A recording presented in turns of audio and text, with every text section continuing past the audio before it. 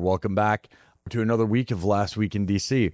So, what's going on right now? Quick headlines. The Pentagon spending $200 million a day in the war in Iran, and more new companies are getting into the fight. That's a good thing. A 4-year-old company just won a $900 million contract with the U.S. Navy. AI is currently generating 1,000 target recommendations a day for CENTCOM. A $1.5 trillion budget request just got published by the White House, and the J-books are coming right behind them. Basically, learn to read the budget or quit right now. I'm Mike, and this is Last Week in DC.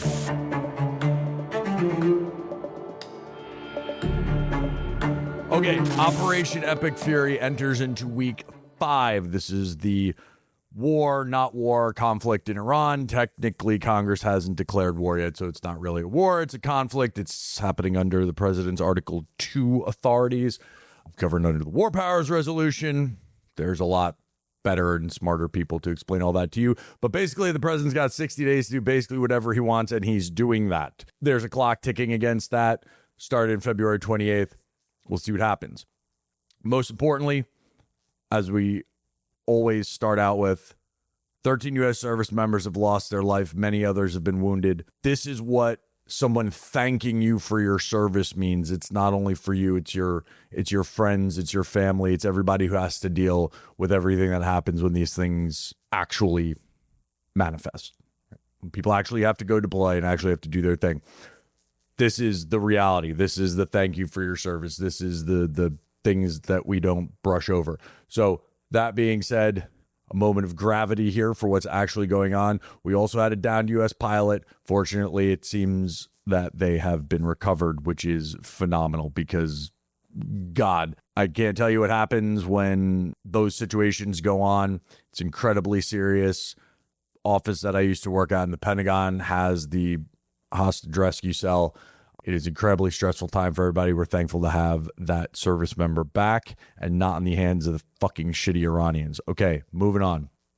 $200 million a day in direct operational costs for the conflict in Iran. Now, keep in mind, that's not all of the other indirect costs, which could include mobilizing Guard and Reserve troops, other incidental costs that go along with having to do the things, mobilization, so on and so forth.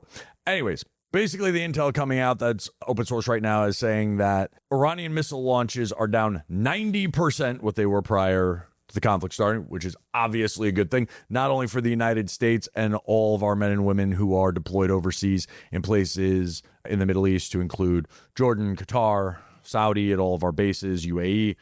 So that's great for everybody. And other open source intel is saying that 70% of their capability has been destroyed.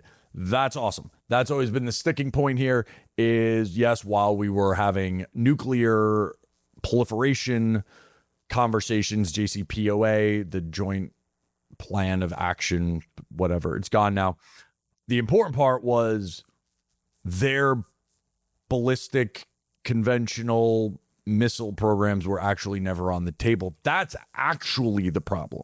Hamas, Houthis, Hezbollah, the Shia militia groups in Iraq, these are all the problem because they export these not super advanced, but more advanced than they would be able to come up with on their own. This happened in the war in Iraq when we saw explosively formed penetrators and other Iranian capabilities entering the battlefield in Iraq. This is what we mean when we say the Iranians are the world's largest state sponsor of terror.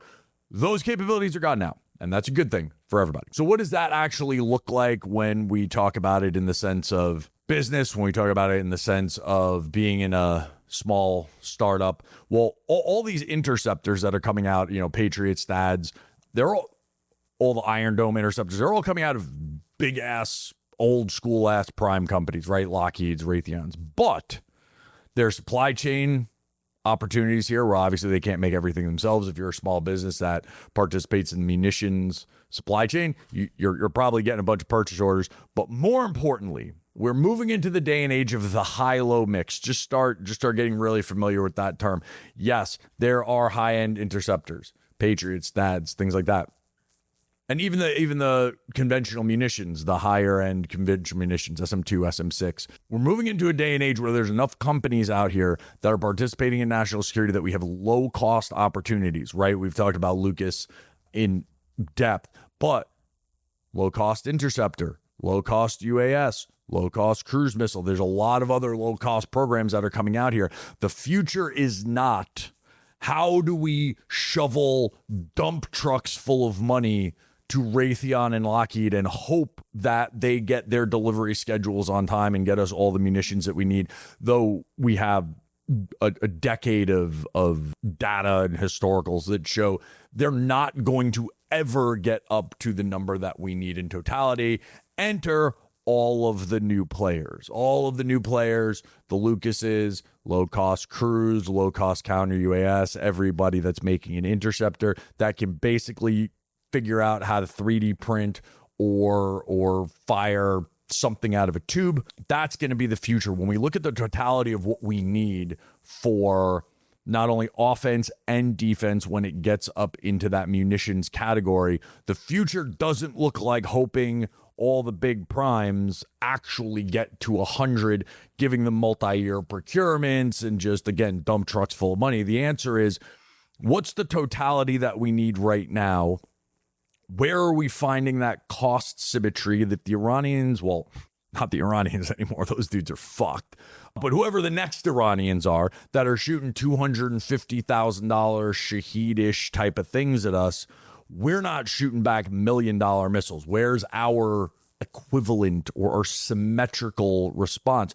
We want to get into the place in the world where we're on the cost efficient side of this scale, right? You see a lot of these capabilities that are using kinetic kill via bullets, right? Allen Control Systems, Splash One, all these companies that are putting out kinetic bullet effectors to bring down the cost per kill into the cents category, not in even the tens of thousands or hundreds of thousands of dollars, but like the dollars. That's a winner. The totality of what we're going to need both offensively and defensively going into the future, if you look at 100% of that pie, probably 25% of that is going to be traditional high-end munitions capability made by those big primes. The rest of the 75% should be taken up by these new companies that are doing this with a cost per kill mindset. They're doing it with a manufacturing mindset from the start. They're not exquisite systems. They're easy to manufacture. They could be manufactured by multiple vendors, multiple different manufacturing places, and we can scale this in a way that is reasonable, because everybody wants to always go back to the Detroit of 1940 and go, well, GM shut down their line and started making Jeeps. Yeah, okay, cool. Because that was mostly just shaped steel at the time, right? They weren't big. So not surprised at all to see Golden Dome specifically called out in the president's budget, even in the top line. We knew that. Very interesting of what it'll be very interesting to see what it looks like as we start breaking out the different parts and pieces throughout the J-books and the actual budget when it comes out. Most of this is still going to live inside Space Force, probably a lot of it in Air Force, and then Missile Defense Agency, right? We already know where the money is. We already know where the money is going to go. Missile Defense Agency's Shield IDIQ put 1,000 vendors on contract or potential contract for execution against Golden Dome. We'll go through some of the Golden Dome numbers in a minute, but they've recalculated what their estimate is. I still think it's grossly underestimating how much this is going to cost, but hey, they did do another reassessment. But keep in mind, Golden Dome is not one program, right? There's lots of different parts and pieces and elements, from AI sensing, kinetic, non-kinetic, and it's a system of systems approach. So there's not really going to be one prevailing kind of prime vendor or incumbent either. You're going to see a lot of people playing into how Golden Dome comes together. As discussed, lots and lots of emphasis in even the short, 1.5 pages. If you've made it into the 1.5 pages at this point, you're a priority. So as we think about how companies should be focusing and posturing and working on their communication, if it's in this document, it is a national level priority, right? This is the top things that the president cares about. that this administration is going to fund. If you have something that looks like something that was in this 1.5 pages, you're a top priority. If you're not, either get there or just understand that we are in a time of not only active conflict, but still posturing towards the CCP, and you might not be a top priority if you're not here. Just understand the environment that you're working in, right? Beyond critical munitions and shipbuilding, critical minerals, obviously no surprises there. We're seeing a lean towards distributed systems, scalable warfare technologies, again, going back to the Lucas, the high-low mix, making things in different ways and not relying on only exquisite systems. Unmanned systems, counter unmanned systems, mass affordability and adaptability. That's obviously coming out of lessons learned from Israel, from the Iran conflict. That's why it's very likely why the budget was delayed, is because this happened. There is a law, it's in the Constitution that you're supposed to deliver the budget to the Congress on the first week of February. A little bit late on that, but that's normal. There's definitely a piece of the delay to the budget, given everything that's been going on just over the last, call it 6 months, not just the budget was clearly delayed because of everything that's been going on over the last 6 months, to include a war in Iran. So there we go. Additionally, we see a lot on AI. And now that's not just in the defense bill. There's elements of AI all throughout this. It's no longer a niche. Oh, maybe we'll AI, maybe one day. This is going to be embedded across all government systems. And we're going to talk a lot more about that, because it's going to start showing up in different parts and places that are going to be important for you to figure out how to get yourself aligned to what's actually really going on inside the federal government on AI at all levels, like not only the capabilities that they want, but the regulations that are going in place, and how the government's going to start using AI. That's definitely going to affect the way that you do things. And then basically at this point now, we're in a holding pattern waiting for the J-books to drop probably mid-April, maybe by the end of April. I'm hoping we're not into May without J-books, but this is where the PE numbers live. This is where the programs live. And this is where, when you look at your service, your customer, their lines, their programs that sound like what you're doing, and you see a massive increase over 26, that's your opportunity. That's where the growth is. They're not just going to give it to the person who's on contract right now. We're starting to see that across the department. Is everything's going to multiple award. Everything's going to multiple vendor. Not only is there an ability to burn down risk in cost, schedule, and performance if you have multi-vendor solutions, but there's also a security aspect of that shit, if the CCP wants to start targeting companies here at home, they could. I don't want one company doing anything get locked up by a ransomware and then they can't produce. I want 5 and 10 companies making as many things as possible, because there's strength in numbers in that aspect. When, we're seeing kinetic strikes in Iran against their infrastructure, their manufacturing. There's no reason that the CCP wouldn't do that to us, right? And they don't have to do it kinetically. You could do it digitally, right? You could do it in the cyber environment, because let's be real, a lot of you out there still have your login is capital P word 1. It's not going to cut it when you have a nation state adversary that has decided that they don't want you to make the thing that you make. Big problem.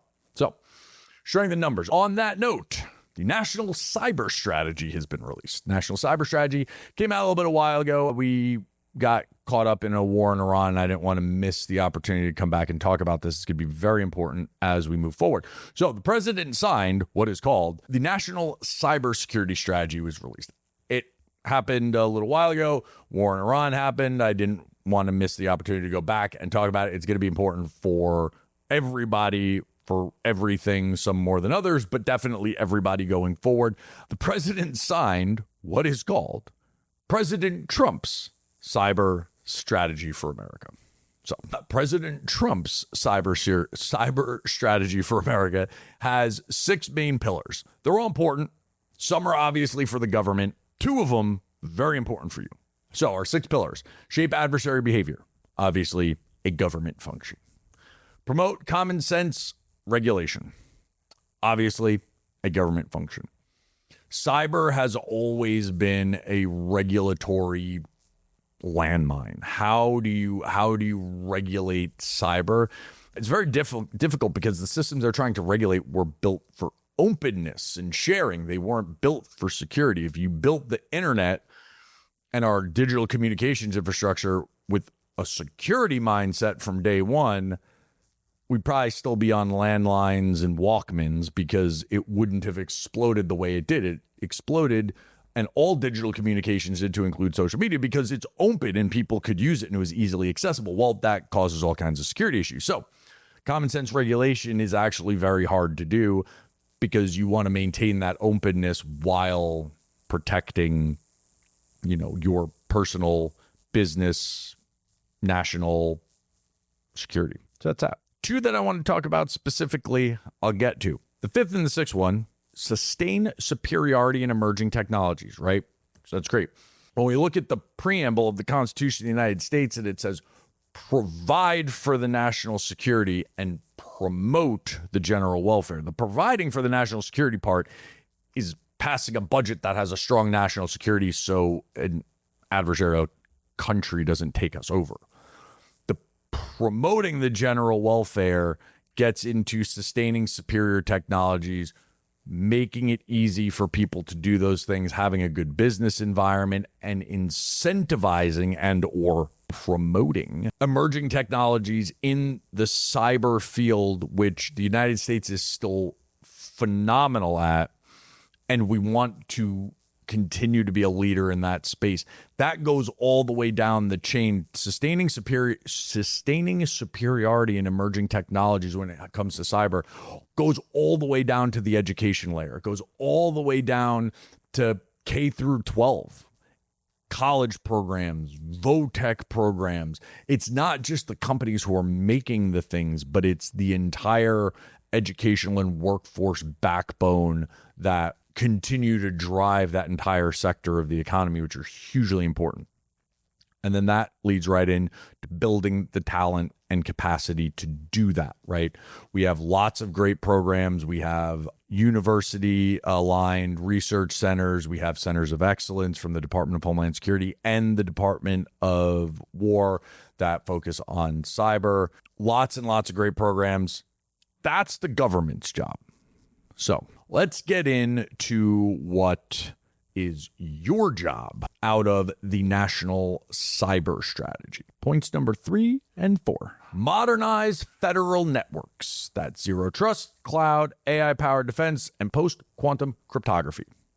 Those are the capabilities that if you're in cyber, the government is telling you that's what we want you to make, build, and structure yourself against.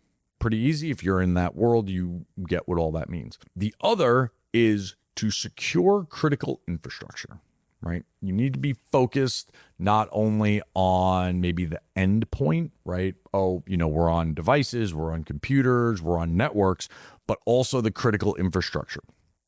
So if anybody's ever been around building a policy document before, I was fortunate enough to be part of writing the Irregular Warfare Annex to the National Defense Strategy. I cannot tell you, having done this for the first time in my life, that every single word is fought over. There's not a single word that ends up in a national level policy document by accident. There are whole staffs of people whose job it is to critique and sniper every single word to make sure that they're right. This strategy explicitly operationalizes the private sector as a co-combatant in offensive and defensive cyber operations. You have just been enlisted into a new cyber army in the United States government if you make threat intelligence tools, zero trust architecture, ransomware response capabilities. You need to be prepared to essentially be like an auxiliary force to the Department of Justice, Cybercom, CISA, every one of the big players. You are going to function in a way that operationalizes everyone in that industry, because there's never going to be a reality where the government can do it all by themselves. I have a very good friend of mine who is one of the world's best cyber gurus, and she always makes this case. Mike, do you think we should have ballistic missile defense? Of course we should, right? That's why we have an MDA. Cool. She goes, what our approach to cyber is right now is we're requiring everybody to have a ballistic missile defense system on the top of their house, not just MDA. And I'm like, she's like, that's basically what we need. We need to arm every single person with a ballistic missile defense system. Now, it's funny in the age of Goldendom because we're moving further in that direction, but I get her point saying it's to a certain degree everybody's responsibility for national cyber, because it's kind of, are you the weakest link, right? There's a lot of ways to get into these different systems, which is why we're seeing so much emphasis on CMMC and cybersecurity for all vendors that work with the Department of War. It doesn't change here. So the national cyber strategy is very clear that you are part of the national infrastructure if you are a provider of these capabilities to the U.S. federal government. So, one, read the document. Two, if you haven't thought of what the expanse of your customers could potentially be in this, Cybercom, anybody in the 050, to be completely honest, right? We talk about this a lot. Like if you look at the 050, the OMB 050, it'll show you, Department of Energy, Department of Justice, Department of Homeland Security, obviously Department of War. There's a lot of players in the 050 that have national security responsibilities. They're all on the table at this point because everybody's got something connected to the network. Let's talk about Congress for a minute. Back to the supplemental. So, reports coming out from all over Washington, D.C., because if you want something to be a secret, just don't ever tell anybody in Washington. So, it's out on the street, $200 billion supplemental request. The request, as of filming, has not officially been submitted, right? The Department of War via the White House, via OMB, would transmit that to the U.S. Congress. As of today, it has not been transmitted, but that doesn't mean that they're not writing it. People don't know what's inside of it, so on and so forth. So we know we're running about $200 million a week in Iran right now. At its peak, the war in Iraq cost $140 billion a year. And that's at its peak. That's the highest operational tempo we ever had in Iraq. It was $140 billion a year. This is not only the largest supplemental that's ever been proposed, but even if it covered 2 years of covering the war in Iran and then the replacements, it would still be very close to the highest peak of the war in Iraq. Just to put that into context, it's a lot of fucking money. $200 billion is like not a joke, especially on top of a $1.5 trillion defense bill that's already been submitted, right? This would directly address what's been used and what needs to be replaced. So then the question is, well, how does that differ from what's in the 1.5? The 1.5 is trying to deal with what we need for the future. That's modernizations. That's going to be F-47. That's Columbia-class sub. That's Ford-class carriers.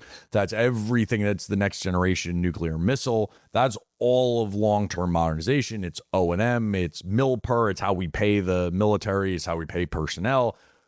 The supplemental is trying to deal with what we're spending on Iran right now.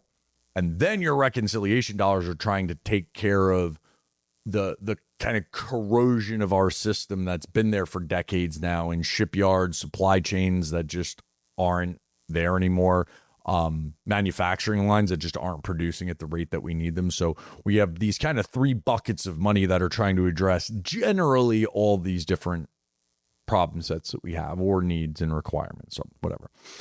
This is going to be difficult because you have a lot of people on both sides of the aisle that don't actually agree with the war in Iran. I'm sure that somebody is going to make the case that if we spend $200 million a day, it goes on for 60 days. There's a number there, but it's not $200 billion. Supplementals are supposed to address the actual urgent needs, they tend to not like to put longer term fixes, right? We're going to buy things for the future, or we're going to buy things that we didn't have in the past. You see this a lot as they argued through the Ukrainian supplementals, right? We should be, doesn't mean that because we used old shit, we don't buy new shit. But because we use old shit and we want to buy new shit, doesn't mean that we fund whole programs or whole life cycles on the supplemental funds until the dollar amount of the war in Iran equals 200 billion. There's going to be people who debate that that's how we should be spending the supplemental, is what it is. Supplemental is normal appropriations and requires 60 votes in the Senate. Don't know if those votes are there. Also requires a majority in the House, 218 votes or whatever a majority is today, depending on how many members of the House of Representatives we have.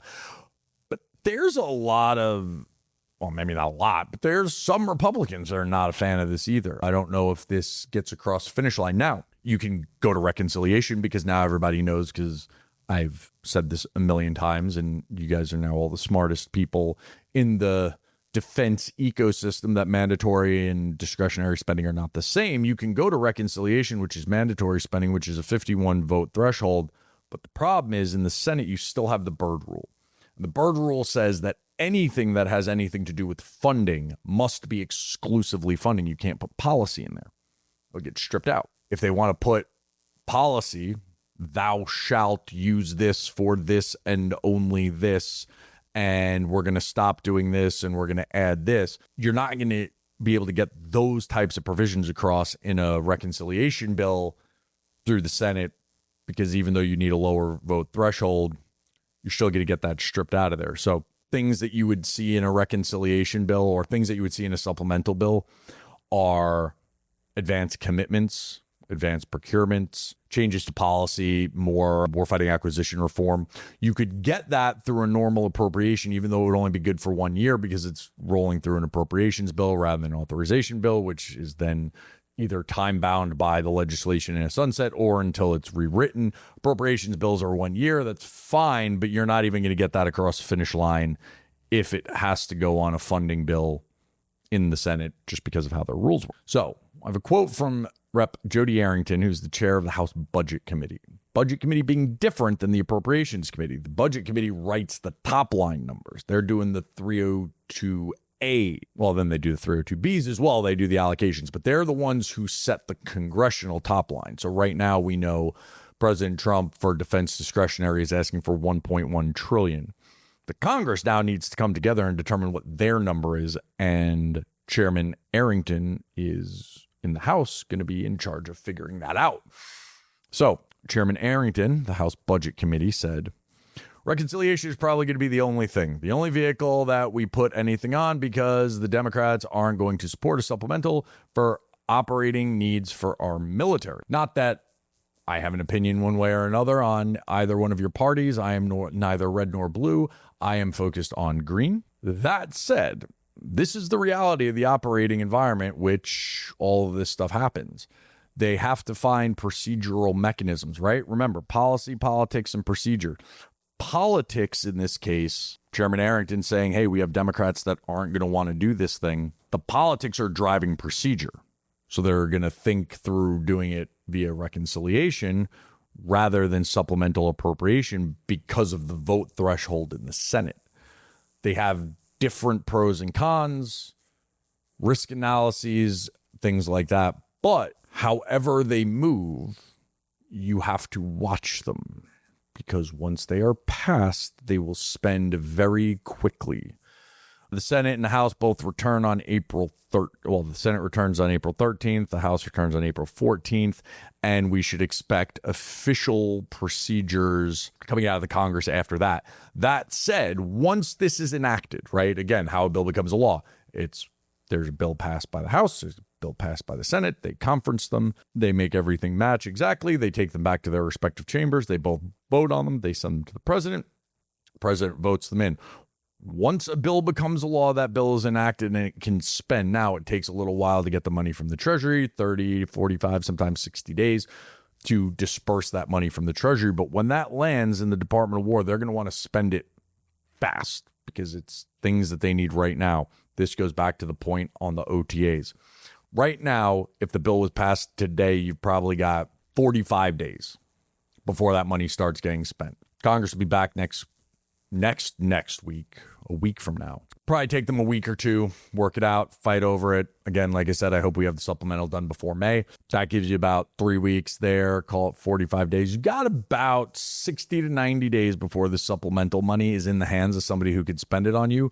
That's your time to get on an OTA that looks something that says CENTCOM or low cost or something that looks like something from Iran, because that's how they're going to spend the money.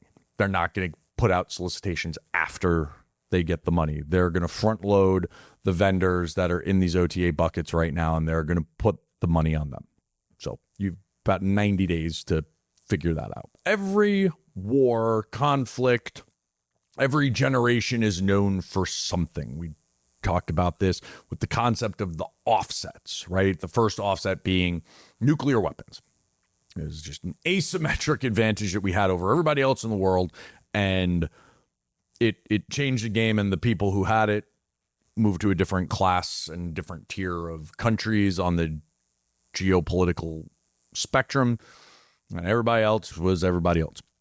Then it was GPS and precision-guided munitions. Now the question is, what's the third offset? Is this going to be AI? Is it going to be quantum? Well, I don't know. It's probably some super smart person at a university or think tank probably has a better answer on that. But what I can tell you is this is absolutely, for as much as all the hype is on munitions and how much stuff we're spending in Lucas and all that is great, this is very much an AI war. DepSec Feinberg, right? So think about this. You've got the Secretary of Defense, Mr. Hegseth, the Honorable. He's like the CEO of the Department of War. Well, his COO is the DepSec, the Deputy Secretary of Defense. Mr. Steve Feinberg used to be the CEO of Cerberus Capital. This guy knows money. He knows operations. He knows companies. He's very quiet. He tends to be behind the scenes. That's not only him personally, but that's how most DepSecs tend to be. These are the COOs of the Department of War. DepSec Feinberg put out a formal letter designating Maven Smart Systems as an official Department of War program of record. So if you're not familiar with Maven, it's a command and control platform that integrates multiple types of inputs, intel, imagery, data. It's Skynet, basically. Let's call it what it is. If you've seen Terminator, it's Skynet. Okay. It's been highly active in the war in Iran, or allegedly.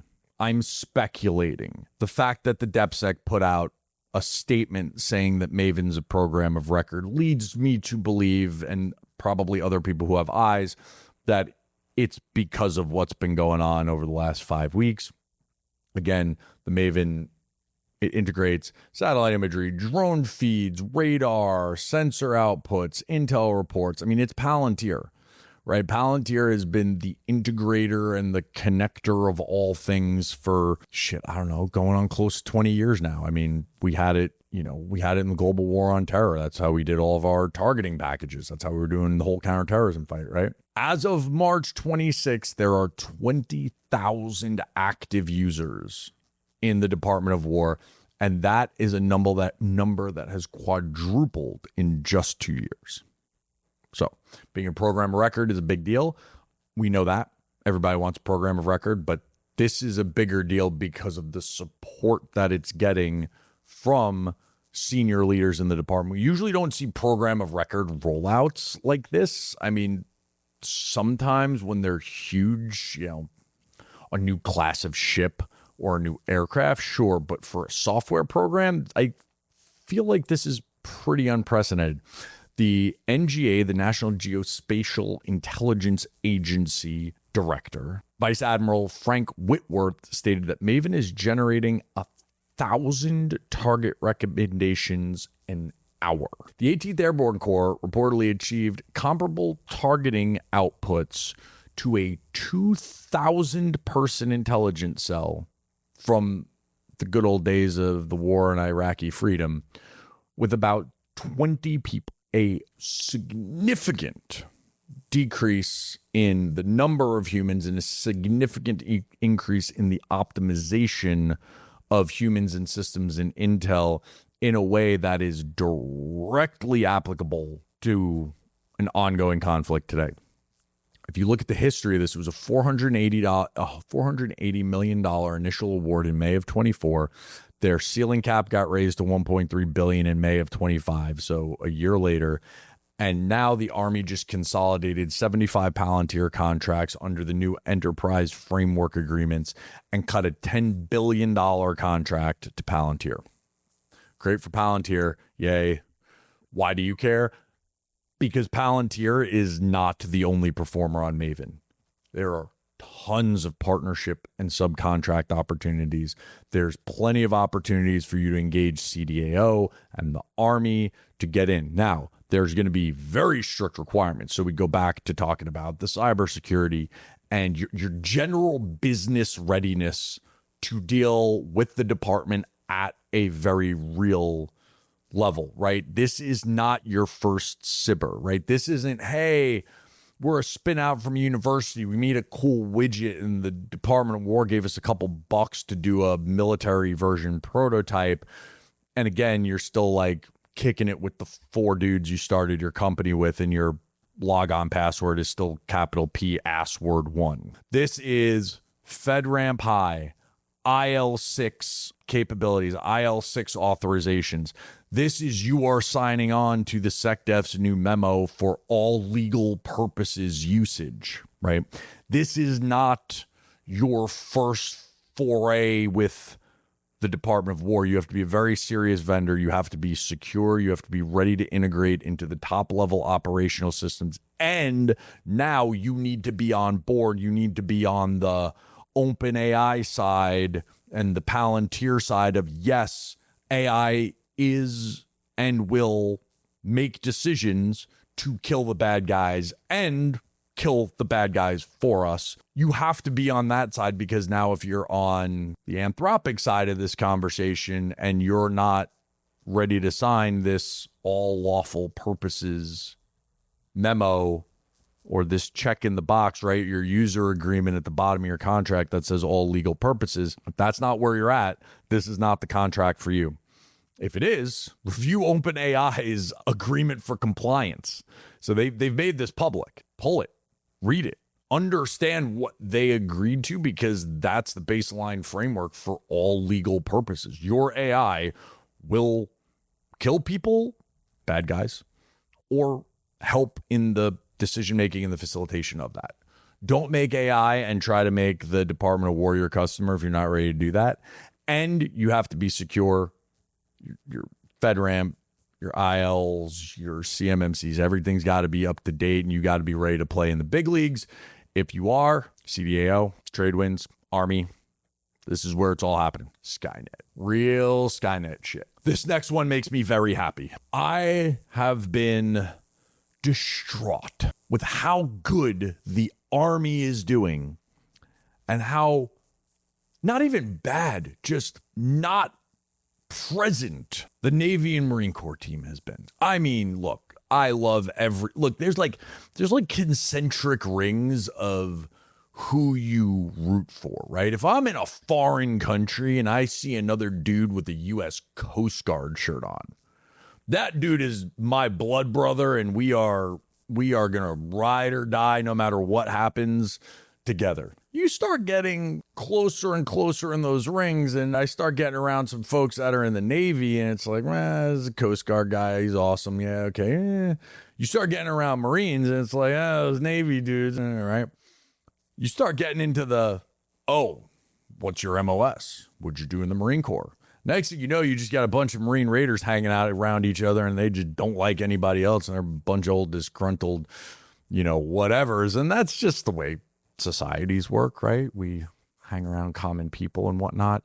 I love the Army team, but it makes me sad how fast they've been moving. I am proud to report that the Navy has done something fucking awesome. So the Navy rolled out this week. The Navy rolled out a 1-2 punch. First, they killed a program modular attack surface craft. Whack, and it sucked, and it was never going to work.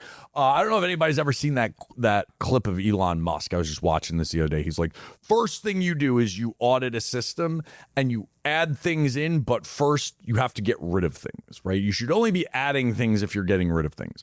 So the Navy's taking this approach. So they killed Mask, and then they launched their medium unmanned surface vessel family of systems marketplace. Okay, that's a fucking mouthful. Medium unmanned surface vessel, so the replacement to the Mask, family of systems, which means they want more than one, unlike one of the bigger problems for Mask was that everybody was hoping they were going to down select to one, or the company who won was hoping they were going to down select to one, which again, we already talked about today isn't the best way to do things. And then marketplace, which alludes to the fact that they're going to have ongoing assessments, competition, market research for future systems that do not guarantee the incumbent or incumbents a permanent position in the program, which I fucking love. So I can't say the Navy and the Marine Corps, well, I can't say the Navy hasn't been doing stuff. They've done some things. They restructured. They were very early on in restructuring under the program, the PAE, the Program Acquisition Executive Construct. They rolled out the first one, I think, before everybody else with the PAE, the Program Acquisition Executive, and the DASN, the Deputy Assistant Secretary of the Navy for Robotics and Autonomous Systems. They led with that one. The other ones came after, but PAE and DASN RAS came very early in the system. So they've found human beings who are now going to be in these roles. And so your 1-2 punch for the week out of the Navy is they kill the Mask program for all of the right reasons, and then they open up this MUSV family of systems marketplace. That could have gone unremarked. That could have, hey, just what we're doing. It's a course of business, but they didn't. And this makes my heart happy. So the PAE for Robotics and Autonomous Systems is a woman named Rebecca Gassler. Rebecca Gassler is awesome. And how do I know why she's awesome? Because I have some awesome quotes to let you know the way that the Navy is going to deal with the robotics and autonomous systems portfolio. She said, and I quote, "Our goal is to create a regular and reoccurring marketplace, not just for the MUSV, but for other classes of vessels as well over time." Love that. The Army's crushing it right now with their UAS marketplace. The Navy's getting into one here for autonomous systems. That would be good enough. Great. We want a marketplace. They launched a marketplace. No. Hold my beer. Gassler stated that the commercial maritime autonomy market has matured to the point where government prototyping is unnecessary. Concur all. You do not need to develop another thing. There are so many companies making USVs and UUVs. You don't need to start another program in-house in the Navy so that the labs have something to do.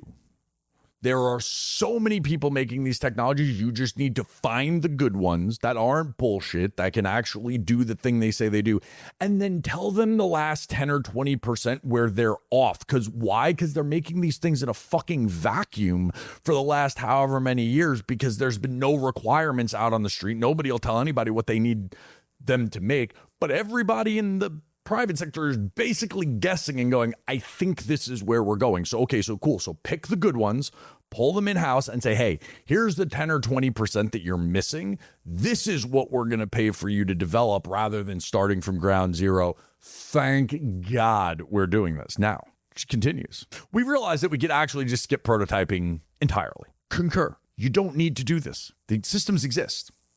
Just tell them what they're missing. We went to the rollout of Navy RCO, the Rapid Capabilities Office in the Navy. And this was one of the conversations was, like, please just explain the requirements to me. There's so many people with robot boats out there right now. They just need to know like the last 10%. So here you go. Key technical requirements. These aren't bazillion page tech documents with, it has to have 15 bolts here. We don't need that. We need top-level requirements. So here you go. Autonomous capabilities that function day and night and are in compliance with international coal regs. So the collision regulations for a ship that operates in the U.S. or in international waters. Everyone that's been on a sunfish has heard of coal regs, and you have to understand how to maneuver a boat. It's rules of the road. It's literally called rules of the road. I think that's what the Coast Guard book is called, right? So, okay, so it basically just has to be a boat. Like, just start there. If your coal regs aren't programmed in there and it doesn't know that if it is transiting and needs to pass another vessel, it has a certain set of behaviors it has to have in there. Yes, you might have built something that floats and sails on the water and you can put an explosive in there or does all kinds of cool warfighting shit. If it can't get out of San Diego Harbor without crashing into something else, you're not ready. It's pretty simple. I love this. Let's continue. It has to have an RF stealth mode that can transmit without emission.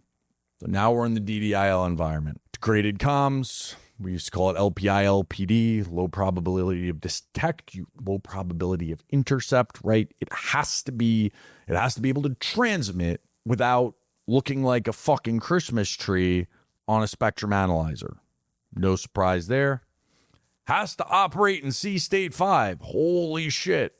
It has to be a real boat. That's really awesome that it does a bunch of cool things on flat lake somewhere where you built the thing. It's got to operate in Sea State 5 because we don't always get to pick when we fight a war. Weird. It has to be survivable in Sea State 7. So you got to know what those mean. Most people in, USV world do. This is more of a cautionary tale for people thinking about getting into that. Sea State 7 is no joke. This is international transit. This is the Cape of Good Hope down in South Africa that swallows international shipping vessels on a regular basis. You have to deliver 5 to 10 operational grade MUSVs by September 30th, 2027. We have timelines. We have requirements and timelines. So you have your minimum requirements. Day and night, coal regs, RF without emissions, operate in Sea State 5, survivable in Sea State 7. You need to be able to produce 5 to 10 operational grade units by September of 27. That's next year. No prototypes, no long-term development programs. RDT&E is $2-year dollars. If you have a 24-month period of performance on your RDT&E program and you're going to stick to that timeline and you're going to deliver your USV in April of 28, this one's not for you. They want on-the-water testing by September 30th of 2026. That is this year, ladies and gentlemen. And they want your operational units, 5 to 10 of them a year later. So that means, once again, we're not asking for development. We're not asking for you to start something new. We're asking you to take what you got right now, get it on the water, get it tested, get it up to standard, meet these requirements, and get out there and get deployed. There is nearly $5 billion already sitting in reconciliation for USVs and autonomous systems. That's the money they're going to be spending on it. No question there. It's already in the books. It's already usable. 3 layers of opportunity. If you're making hulls, right? That's hard. That's an art all by itself, right? Sea State 7 survivability.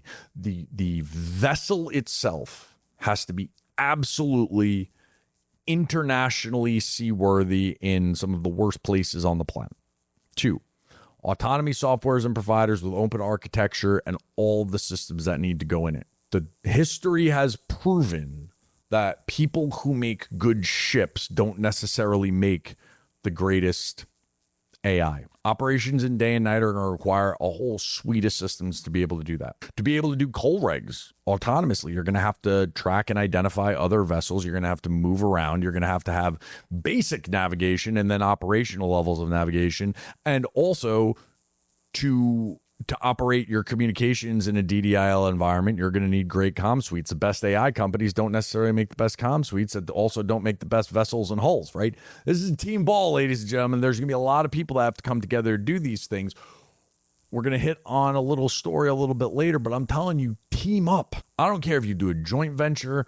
I don't care if you guys spit in your hand and do a funny little rascal's handshake, but like, don't try to do everything yourself. Time is not on your side. Team up with great people who are doing the thing that you don't know how to do and get your shit deployed. Because if you try to do it all yourself and you're not delivering until 28, you're out of the game. And then finally, anybody who's making modular weapon systems, sensor systems, drones, drone launchers, EW, anything that can go on these things, that's your other piece.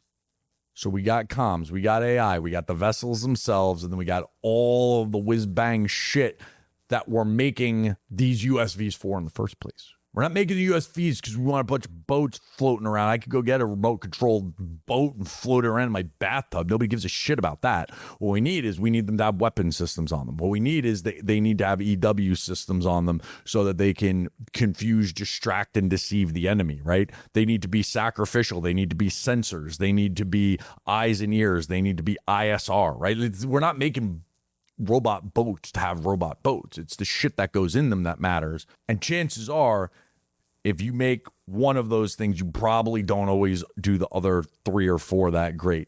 Team up. That's the last I'm going to say about this. So Monday morning. It's Monday morning. You grab your coffee. What are you doing? First things first. Set up a search on sam.gov for medium unmanned surface family of systems. Put all the words in there. Have a search for all of them. They're going to start coming out. Okay. They just shifted. They got a marketplace. They'll launch the marketplace. They'll probably do a rollout. Assess your capability for what you're missing right now. And third, just stalk the shit out of PAERAS, right? They're going to be doing all kinds of stuff. They're going to be doing press. They're going to be doing announcements. The fact that Miss Gassler got out there and was so open about, hey, we're done prototyping. We're just going to buy what's out there. We're going to have a marketplace. We're always going to be assessing new vendors. They're going to keep this pattern behavior, because one of the biggest things I can tell you that the Navy's done a great job is they're doing a lot of rollouts and they're doing a lot of press on these new things so everybody knows.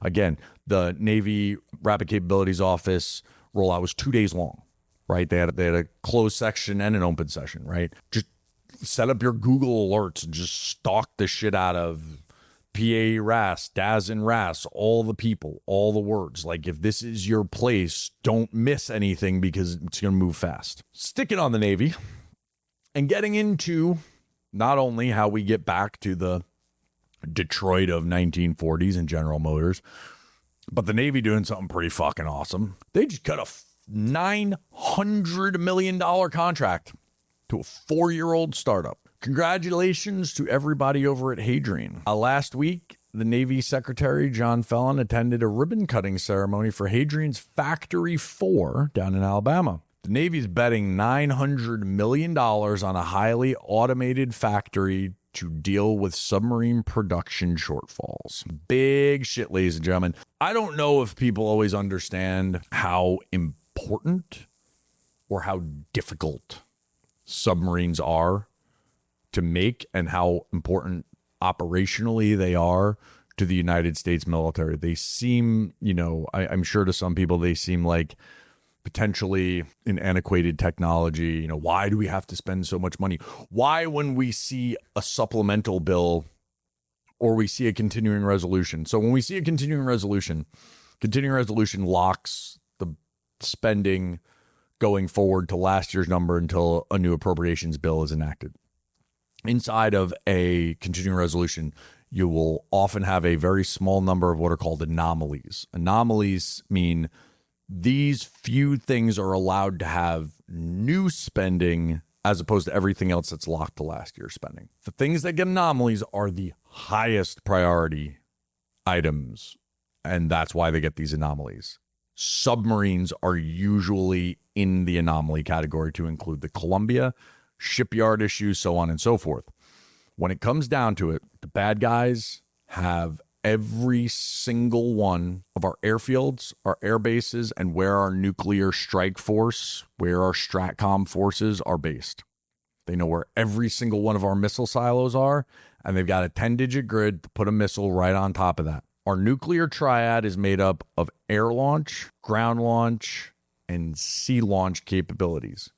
Those nuclear-armed submarines that are floating around somewhere in the deep blue are the only thing that guarantees us a nuclear strike capability. Everything else is already on the target list. Those subs, no one ever knows where they are, and they are probably the most important asset that we have in the entire United States of America, full stop.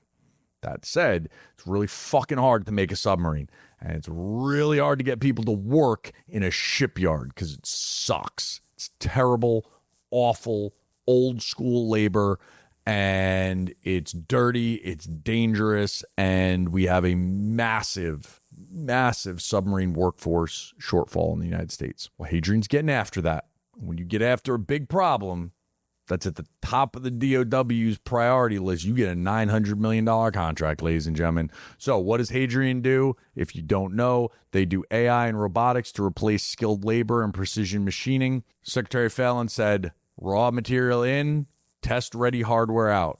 Well, goddamn, that's pretty good. Secretary Fallon said this isn't just another factory, it's a different model. Hadrian doesn't just machine parts. They build integrated production systems, raw material in, testable hardware out. Huge. Additive manufacturing, advanced manufacturing, and factories of the future are going to be absolutely required to maintain our military edge, and the department is going to invest in these areas. The Congress is going to support investment in these areas. We saw Senator Wicker in the last NDAA. They put out the Forge Act. You know, we were very fortunate to have a professional staff member and longtime guru and advocate and Jedi and Yoda of all things defense reform, defense acquisition, Mr. Eric Lofgren, over for a great event talking about the Forged Act that he had a big part in helping Senator Wicker to draft. Very heavy on shipyards. He's running the ships portfolio over on the Senate Armed Services Committee now. You're going to see continued congressional support. You're going to see Department of War support in this. This is the no-fail mission, and that's why you get a $900 million contract, ladies and gentlemen. So if you're anywhere near advanced manufacturing, additive manufacturing, factories of the future, Industry 4.0, anything around subs, anything around ships, real ships. I'm not saying that USVs aren't real ships. I'm saying this is different than the conversation about PARES. This is, can you make something for a submarine, an aircraft carrier, or another critical surface vessel that we have that the Navy has had historic problems getting off the line, new ships commissioned, and old ships in and out of repair yards in a time that meets the needs of the warfighter. If you're anywhere around that, you should be banging down the door at NAVSEA and explaining your capabilities and how you can plug in to the supply chain, to manufacturing, subcontracting, contracting, being a supplier, whatever it is. Anything that looks anything like that, even if you can adapt something that you're doing, subs are the way of the future, and I'll bet $900 million on that. So, Palantir's in the news quite a bit today. We had the Maven story. Now we're going to go over to Golden Dome. So, this is less a story about Palantir or Anduril or everybody else I'm going to mention. This is a story about teaming. Again, I said I don't care if you do a JV, if you set up a new company, or if you just spit in your hand and do a little rascals cool guy handshake. I don't care, but I'm going to bet that your company in isolation doesn't do everything that the warfighter needs you to do. And I promise, because Anduril and Palantir teamed up to do Golden Dome. Okay, now, one could say that in a world that is zero-sum, a realist John Mersheimer look at the world, Palantir could take everything in software, Anduril could take everything in hardware, and they could eat the world. Yeah, sure, but that's not what's happening here. The Golden Dome MDA IDIQ has 1,000 vendors on it, okay? Space Force General Michael Gutlein confirmed at the Macaleese Defense Conference a few weeks back that a 9-company consortium conducted live command and control demonstration for Golden Dome. This is far exceeding the capabilities of legacy missile defense systems. The key software providers on the C2 node were Anduril, Palantir, Scale, Illyria, Swoop, and others. So, Gutlein said this. Again, these are signals from the defense leaders that you should be listening to, and you should be mirroring in your language when you put out a proposal, in your talking points, when you ever go talk to anybody over at the Pentagon. I don't care. General Gutlein said if at any point during that week one of them did not carry their load, they could have been voted off the island. That's a quote from the Golden Dome commander, task force commander. If they didn't pull their weight, the other people in the consortium could vote them off the island. Like, this is the world that we're in. You play on a team and you pull your weight. It doesn't get better than this. He said, I continue on because this is all important because you need to understand this. This goes into the AI piece of any legal application of AI. General Gutlein continued on to say, the government owns the technical baseline, but that group of 9 partners are operating independently of each other and holding each other accountable through the pressure of this program. He additionally went on to identify other areas of benefit where he sees partnerships in advanced missile tracking, space data networks, hypersonic and ballistic tracking and sensors. Do not go at this alone. Partner up, team up, join consortia, join ecosystems, set up your own deals, white label somebody else's shit if they're cool with it. Partner up and throw both of your stickers on a widget if that makes the most sense. But I'm telling you, if the biggest players in new defense, Anduril and Palantir, add in Scale, add in Illyria, are partnering together, you're not going to win by yourself. You just is what it is. So if that's the baseline for Golden Dome, that's the C2 architecture. What comes next? Sensor fusion, space domain awareness, battle management, all these other things that are going to have second and third and fourth phases. That's why there's billions of dollars on the SHIELD IDIQ.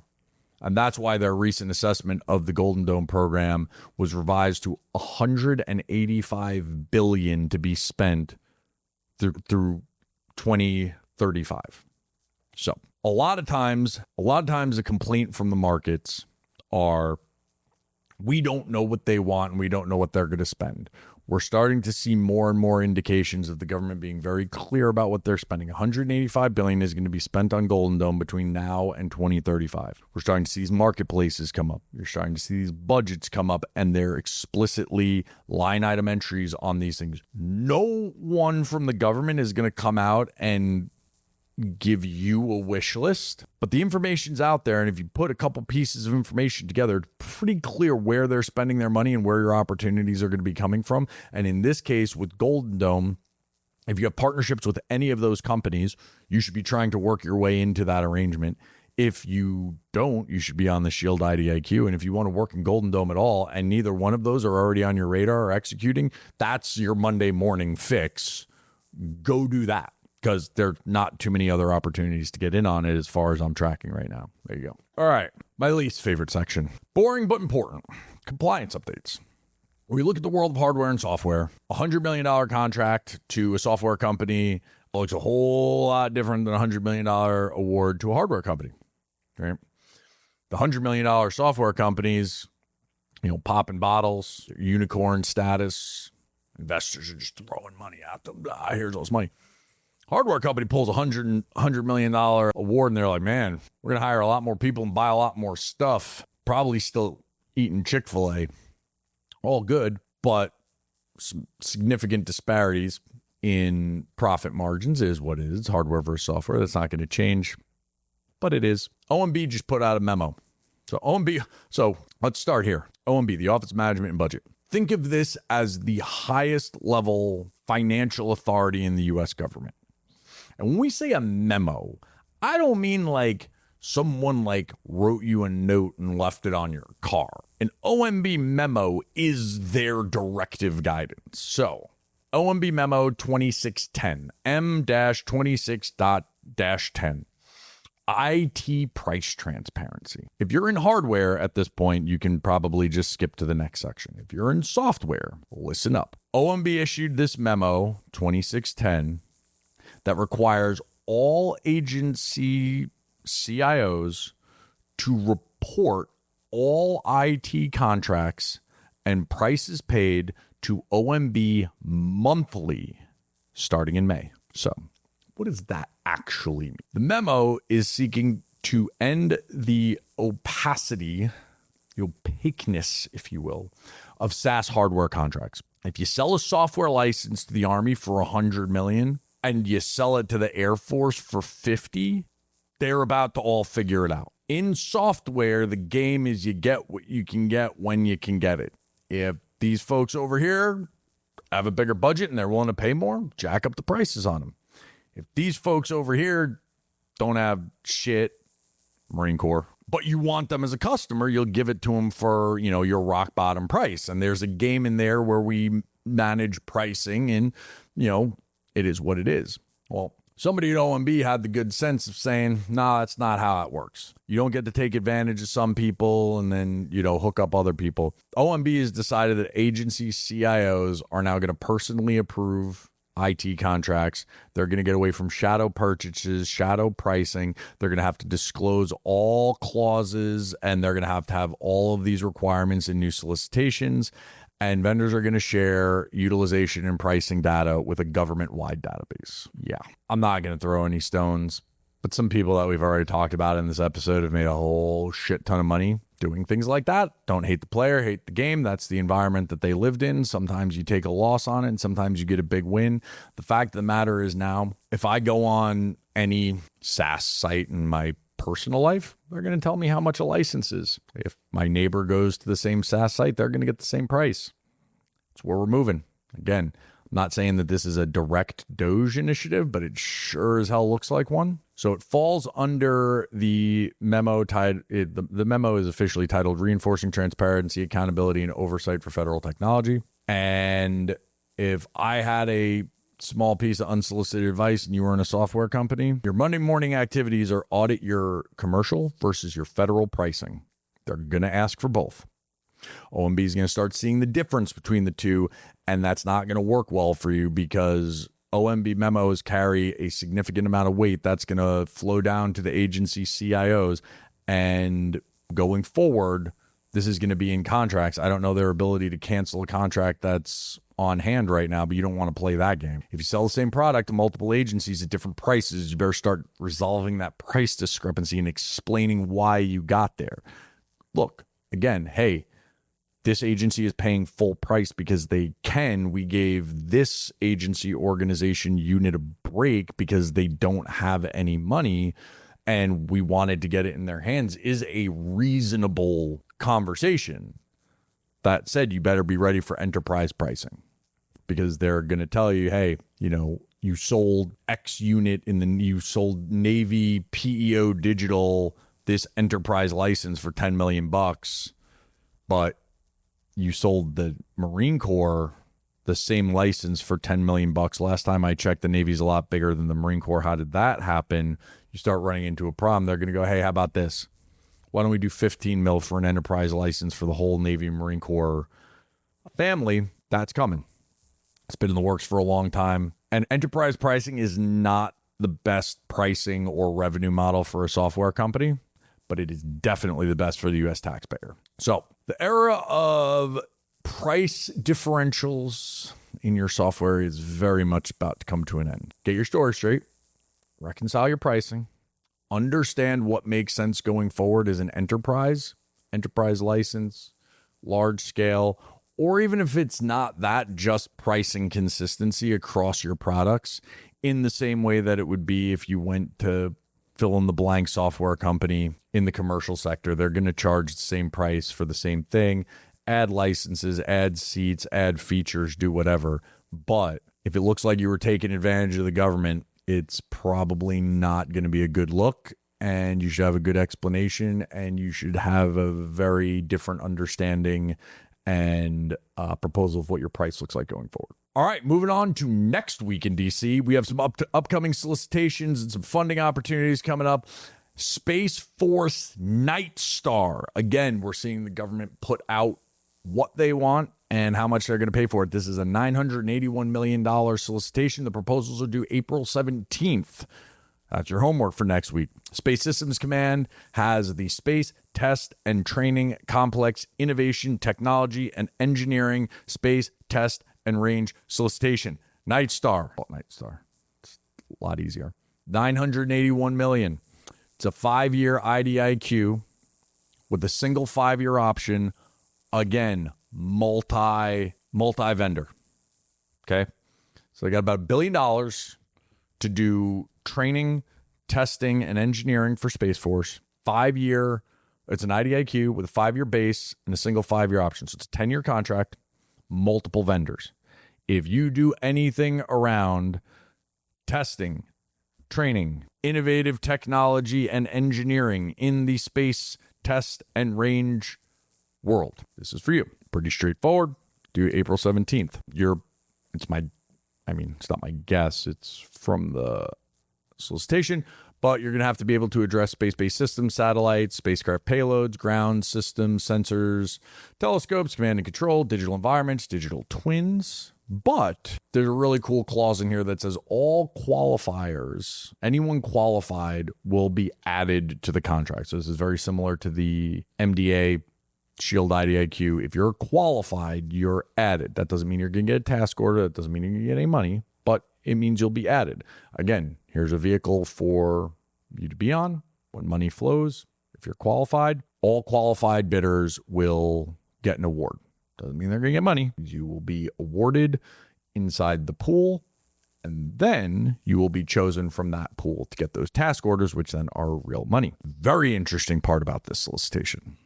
It's my understanding, I don't know for 100% fact, you can yell at me in the comments if I'm wrong, but this may be the first time that the government has explicitly listed that they will be using AI to evaluate these proposals. So what does that mean? No more long book reports on China bad. Let me tell you how important what I'm doing is. They don't care. They put out their guidelines. There's a rubric out there. They're going to have grading criteria. Right to the fucking rubric. Answer their questions. Take the solicitation, break it down into explicit requirements, and write to that. You're not going to make it through the gonculator if your first 10 pages are a book report about why China's bad, why space is important, and why your company is so special because of all of your investors and all of your super smart people. No one gives a shit. They're going to give you a rubric, right to the fucking rubric, because if not, the AI will disqualify you.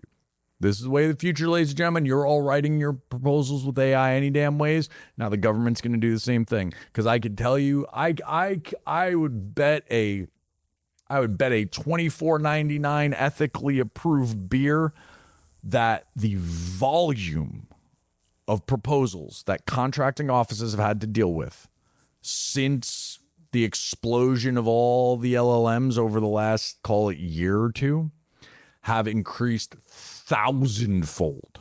You're all using them anyways, so now they are too. You're not influencing human beings anymore. You're not even going to get through the first gate unless you write to the rubric and you pass their requirements of whatever that is.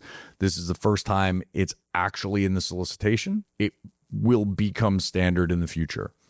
You're going to need to learn how to write these things better. You're going to have to learn how to write to the grading criteria, and that's going to change how a lot of people are doing things.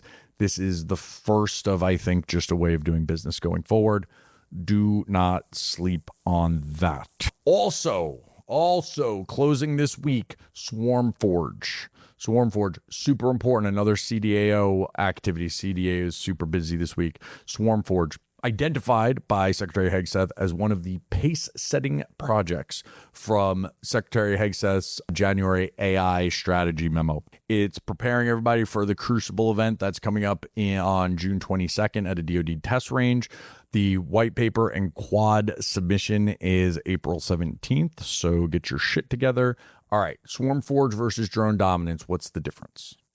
Drone dominance is about FPV drones. These are pocket drones. These are Ukrainian drones. These are one person with one drone doing one thing most of the time. going one direction with something explodey on the end of it, and then they don't come back. SwarmForge is about coordinated autonomous fleets. This is where you're going to start seeing the words collaborative, heterogeneous, autonomous, swarm. This is an orchestration of multiple vendors with multiple aircraft and putting it all together. This is going to be heavy on the software side, which is why CDAO is running it.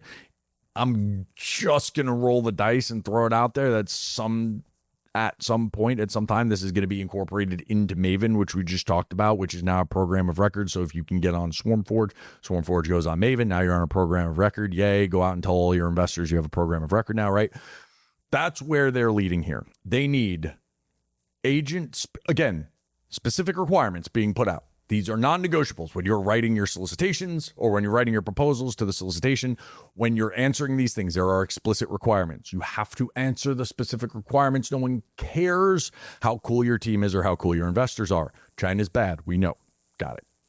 Specific capability requirements. Agents that can be autonomously coordinated for role assignment of robotic systems and inter-agent collaboration, decentralized control to avoid singular points of failure, a minimum of 4 UAS in simultaneous operation, end-to-end autonomous completion of the find, fix, and finish mission set, as well as modular payload systems and open architecture. This is, the language in here is very specific. Heterogeneous swarming means multi-vendor, multi-platform control. This is heavy software, which is why it's being run by CDAO. And if you have anything to do with the software in or around, on or in or around or controlling or directing or anything to do with UAS software at all, you need to submit to this. Again, multi-vendor. They're going to bring a lot of people in. They're going to run a down select. They're going to run a challenge. This is the way of the future. Just like drone dominance. 25 vendors got picked. They down selected within 45 days to 11. Now they're moving forward. That 11 is going to come down and down and down. It's a game of Survivor. But it's not game of Survivor because it's fun to do that. It's because we have to deliver the best capabilities possible to the warfighter as fast as possible. And while you may have a great team and a great idea, if you're not ready to deliver today, we'll see you next time. So if you're in anything software, anywhere around AI, anywhere around UAS, SwarmForge, on Tradewinds, CDAO, that's your homework. If you miss this one, there's really no excuse. If you're in software or AI around UAS and you miss this one, you might be out of the game for a while. We got some exercises coming up. Obviously, when we talk about exercises and training, it's two-part. One, to let you know that they happen, because if they're happening next week and you're not already in it, you're not getting on this one, but it should be marked on your calendar for next year. Training and exercises and experimentation take a really long time to plan and coordinate. They're probably kicking off, entry for next year's version of this week's event the week after they're done, right? These planning conferences take a long time. Coming up next week is SOCOM's Technical Experimentation 26-2. They're specifically looking at agentic AI. It's happening down in Avalon Park. The sponsor of this is PEO SDA, Soft Digital Applications. It's the CDAO counterpart in SOCOM. They're looking at TRL-3 or better technologies. SOCOM's technical experimentation start a lot earlier than where you would see a T-Rex or something like that coming out of USDR&E, where they're trying to get you that certification to the TRL-7 level. SOCOM's looking a lot earlier. It's not a trade show, right? This is an experimentation. You're given missions and you're given things to do, and you're evaluated by SOCOM personnel. If you're not in this one, check their website. Go to SOCOM. They put all their events up there, all their experimentations, all their engagements. Get on the next one. This is not a dog and pony show. This is you getting out with, in this case, SDA. So you'll have people from the program office out there to look at what you're doing, what you're providing, and how it actually works in some version of a real world environment. Experimentations are more than just a tabletop demo of your thing. You're going to be giving it to users. They want to see it in real life. All right. Army, heavy payload autonomous aerial systems fly-off, also known as HPAS, if that's easier for you. White papers are due April 20th. They're going into the Army Application Lab portal. They're looking for 500 plus pound payloads without runway requirements. So heavy lift VTOL. You know, there's a bunch of folks out there I can think of. Sounds a lot like Joby. Sounds a lot like Elroy. There's probably some others out there. Heavy payload, no runway. This is heavy lift eVTOL. Sounds a whole lot like contested logistics to me, right? I mean, you know, a gallon of water weighs 8 pounds. Start multiplying that by how much we need to, you know, I don't know, keep troops alive in the field. Start looking at distributed island chains in the Pacific. Not a lot of runways out there. How are we going to get things to them? You know, Archers, I think a manned aircraft, but, you know, these big heavy lift. I mean, shit, they don't have to be big. If you got a small heavy lift, I don't know how you lift that much weight with a small drone, but if you do, here you go. Army HPAS closes on the 20th. All right, and to wrap this one up, I want to go into a little bit of after action report and lessons learned, right? So all of these events, they're important, right? Anytime you have a government agency that's running an event and they're bringing vendors out, they want to see what you're doing, but realistically, there's a whole process on the back end of you coming up with whatever your cool widget is and then selling the first, second, or third to your government customer. Whole thing on the back end that's not only budgeting, program of record, POM, PPB, right, all this stuff, but there's the physical management and handling of these things, right? Life cycle management, .mil PF, the training, the doctrine, the long-term sustainment of these articles, right? Like there's a whole section of the world that most startups haven't even dealt with yet. And these are the folks that like write the training manuals for it.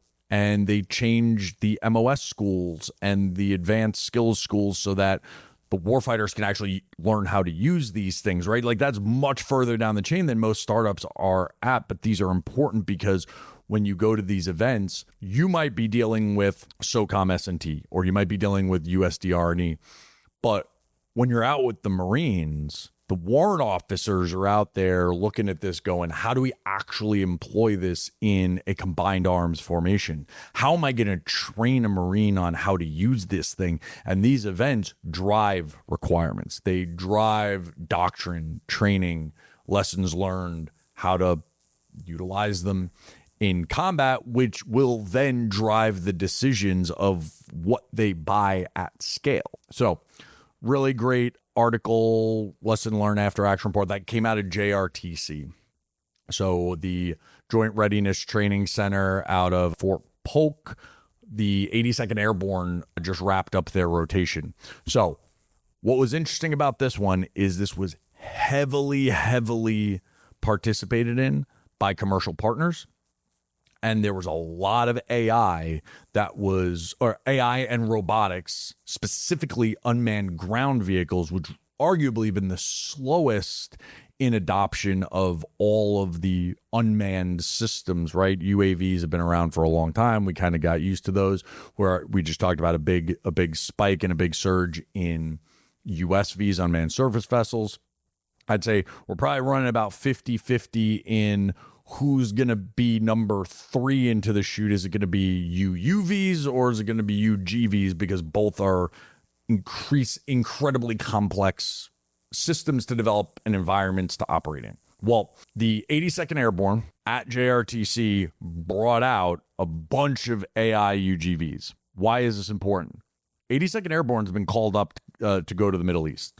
They've been pulled up. They're sending folks. They have folks on standby. They have folks in country or in theater going into CENTCOM to deal with the Iran issue. If the dudes that are at JRTC right now are getting ready to be the next rotation, potentially out the door going to CENTCOM, and they're using UGVs at their pre-deployment training, that's a really good sign for whoever was out there is moving in the right direction of getting your initial fielding, combat validation, and ultimately moving towards a program of record. This is how the system actually works. It's slow, it's long, but when you check the box on requirements and the .mil PF side, it makes it a lot easier for everyone in the budgeting system, that be the requirements owners, the force modernization folks, down to the PEOs, PMs, PAs, to actually buy the thing at scale, because they can actually incorporate it into the formation. So 82nd Airborne's already been called up to go to the Middle East. They integrated autonomous ground vehicles into the brigade's scheme maneuver across contested logistics, reconnaissance, and counter UAS missions. Hugely important, right? The Army, again, it hurts my heart, but the Army is just moving so fast in their integration of all of these elements of robotics and unmanned systems. It's phenomenal. 82nd scheme maneuver, contested logistics, reconnaissance, counter UAS. Here's the most important part, if I can talk to the government folks. And while we're doing that, well, we're talking about events and things that are coming up. Well, we're talking about events, things that are coming up, and Army, and talking to Army people and all the good things that Army is doing. April 16th, Frontier House, we have Sam Spencer Pittman out of Army Fuse. Army Fuse, if you're unfamiliar, is their continuum of X-Tech to SBIR to the TMI, the Technology Maturation Initiative, through their man-tech procurement and large-scale production part of the Army continuum, about how they're buying new things faster and better. Lieutenant Colonel Sam Spencer Pittman will be here. He's the head private capital integrator. He's the one out there with the VCs talking about what they should buy, what they should invest in, what they should look at, what the Army's actually using. So very important for that conversation. We'll talk about that with Sam when he gets here on the 16th at Frontier House. You can find, obviously, Frontier House at frontierhousedc.org. If you're not a member and you're thinking about becoming one, it'd be a great event to come by, check the place out. It's awesome. They take good care of us here, and they continually host amazing events that put the people that you want to be talking to in front of you. So if you're interested at all in Army Fuse, talking about how they're working in venture capital. If you're an investor, obviously important. If you're a manufacturer, a maker, a founder, a funder of anything, just be here. Easy. Okay, back to the point. Lessons learned. A lot of times on the private side see all the events happening, right? Rimback, Cobra Gold, Bala-Katan, all these great things, but we don't get the feedback. The feedback is critically important, and for all the government folks watching, and I'll bring this up with Sam when he gets here, the next thing I'm about to say is probably the most important thing about this whole section here, this whole issue. It's not about the 82nd Airborne went out to JRTC. They always have to go do that. I had to go do that a couple times as a Marine. It sucks. It's awful. It's an awful training event, and you're out there for weeks and miserable. It's like deployment, but you're not on deployment. It's the point. And it's not about that they took some cool UGVs out there and like messed around with them. First, it's important that they put them into the formation so they could start doing the .mil PF stuff and understanding how to actually employ these things in combat. But two, we got feedback, public feedback. 50% reduction in time for resupply and contested logistics. They had similar results on the brigade commander directed reconnaissance missions. So let's really hit the nail on the head here. The brigade commander was able to conduct reconnaissance of their mission 50% faster. When we talk about the OODA loop, observe, orient, decide, act, reconnaissance is one of the key elements of that. If we can accelerate the warfighter's ability to see, sense, and make decisions through robotics and autonomous systems, we're winning. We're winning all day. The brigade commander cut his reconnaissance time and his mission planning time in half. Then once the fight starts, once the warfighters are out there on the edge, whooping it on, their resupply and logistics time was cut in half. These are the quantifiable metrics that, one, large-scale exercises, training, and experimentation get you. Two, those are now the top line of every product that you put out, every slick sheet, every glossy, every one pager. Those quantifiable metrics need to be on there. And three, if you don't have those, you need to get out at these events and start getting your things into the hands of the warfighter to get this feedback, because this is the differentiator now. It's not, what college you went to, or who your investors are, or how much money you raise. Nobody gives a shit about that at the end of the day. They want to know that I can conduct reconnaissance 50% faster and I can resupply my troops 50% quicker. You bring me those numbers and that's what I want to buy. None of the other stuff really actually matters. That's why this is important, because now we're starting to see the Army actually put these metrics out there, say what the companies came out and did, what they brought, what missions they were applied to, and their quantifiable benefits to the warfighter in these events, which are the closest thing you're going to get to deployment. This is huge, because those after action reports go to TRADOC T2 now. Those lessons learned get turned into requirements that get turned into program of record entries. And that's how you become a program of record. This is how it really happens. We're living in a day and age of where we're shoehorning things into programs because we know we need them, we need money. And that's what we do, right? The entire FIT program was designed as a Band-Aid because it took too long to get through the cycle. And I obviously agree with getting the things out there as fast as possible. But we also don't want to be setting up the warfighter for failure by sending them things that they don't know how to use or how to integrate into their formations. And then we don't want to set the companies up for failure that they shipped their first unit out there, never made it out of the container. It's still locked. It's collecting dust because they didn't use it because they don't know how to. We don't want that outcome either. This is a great example of putting out the right amount of information into the public sphere so that the commercial industry can continue to drive towards what the warfighter needs in a way that's safe for everybody to talk about. I wouldn't be surprised if after this we started seeing some solicitations come out from Army Contracting Command, Aberdeen, maneuver programs, GVSC, wherever, because now we're starting to get these validation in the systems against 3 critical mission sets with quantifiable returns to the warfighter. I'm saying just start cutting contracts now. I think we have a good lead on this, and we got a conflict going on in the Middle East, and it would be great to send some of these things out here and go see what a initial deployment actually looks like for ground systems. Because, I mean, a lot of people thought that we weren't ever going to fight a land war in Europe again, and here we are. So, all right, that's it. A lot of money moving around the world. Lots of types of money, lots of contracts getting cut, big contracts getting cut, some really new companies, and a lot of opportunities coming up over the next week. That's all. That's what happened this week in DC, and I'll see you next time.